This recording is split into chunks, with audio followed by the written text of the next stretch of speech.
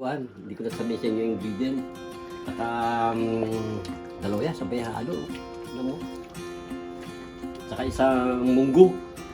Yung munggo, simple sahog lang nilagay natin.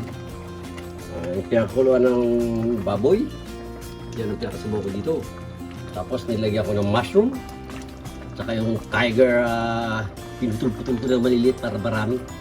Na hipon. Saka dahon ng sili kahit na snow time sa amin, kahit na negative pa dito, may dahon sili pa rin kami sa fridge. Yan guys, luto na to. Tignan natin kung gaano kayami. Yan o, paraya kumukulo, baka sabihin nyo di ako nagluto niyan. Natikman nyo ito yung dinuguan ko.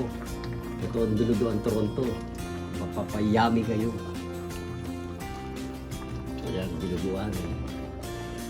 Hindi ko natikman yan, makakalimutan nyo. Kung may girlfriend kayo, may boyfriend kayo, makakalimutan nyo. Tignan ko natin, special na munggo yan, tignan mo. Anong halo niyan? Munggo, sili, mushroom, dry mushroom, saka dahon ng ampalaya. Yan.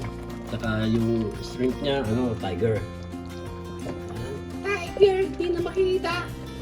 Anyway, ayaw kasi hindi na namin nilagyan baboy. May mga baboy pa kami pero hindi na namin nilagyan. And guys, almost cooked na. See you. Don't subscribe Kapabo TV.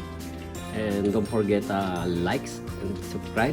And comments na rin kayo kung anong kwan nyo. Huwag nyo lang ako ibabasa. Have a nice weekend.